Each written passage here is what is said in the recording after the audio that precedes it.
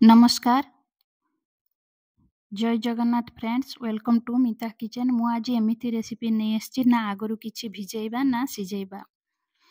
एही तरकारी मु डिनर रे बनैथिली, याकू खाई समस्ते खुशी। तो चलंतु आपनको सहित मु शेयर करिवि।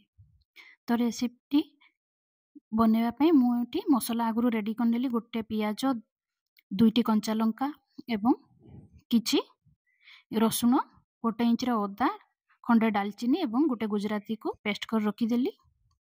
एबे कड़ाई रे गोटे चामच सोरिष तेल दे गोटे मीडियम साइज रो आलू को छोट छोट काट रखी ताकू एवं किछि मटर को दे इठी मु भाजी नेली। एवं कड़ाई रे एबे 2-3 चामच तेल दे देली एवं आगरू पेस्ट कर रखिथिबा मसला को मध्य एठी दे देली। आको भलो भाबरे कसी नबा एवं 2टी टमाटो को पेस्ट कर रखिथिली ताकू मध्य एठी दे भलो भाबरे कसी नबा। कि आधा चामच हळदी पाउडर, गोटे चामच लंका पाउडर, गोटे चामच धनिया पाउडर एवं आधा चामच जीरा पाउडर दे मसला को भलो भाबरे कसी नबा। एवं मोर ग्राइंडर जार रे मसला लागितला तो अल्प टिके पानी दे ताकू धोई मध्य पानीटी दे देली। मसलाटी को भलो भाबरे कसी नबा। एठी मु 3-4 चामच क्षीरर सर दौची। आपण चाहिए मार्केट रो क्रीम मध्य एठी दे परिबे। आकु देकी भलो भाबरे कसी नेली एवं गोटे चामच रो कस्तूरी मेथी दे देली।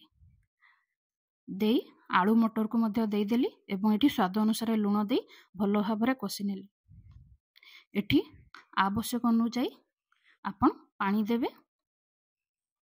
मु एठी 2 कप पानी देकी ताकू फुटे पे छाड़ी देली। आलू मटर टिके सीझी गला परे मु एठी आधा चामच गरम मसला दे देली। आकु मध्य लिड लगे 1 मिनिट फुटिया पे छाड़ी दोची। एबे चलंतु परोटा बनेबा। तो मु आपण मानकु अनुरोध करूची मोर ए वीडियोटी भलो लागले प्लीज लाइक करिवे, सब्सक्राइब करिवे एवं शेयर करिवे। एवं भलो न नागिले मध्य आपण कमेंट माध्यम रे जणाई परिवे। आपण माने मोर वीडियो देखुचंती किंतु लाइक करू नांती।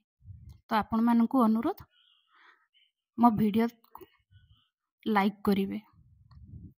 आ मु आज परोटाटी आकु रेक्टेंगल कहि पारंती या स्क्वायर कहि पारंती। मु याकु भलो भाबरे एपट सेपट करी सेंकी नेली। एठी एबे घिओ दे देबी। घिओ दे परोटाटी को सेंकी नेबी। मटर मलाई एवं परोटा आजिर डिनर रेसिपी। मोर वीडियो देखिथिबारु आपण मानकु धन्यवाद।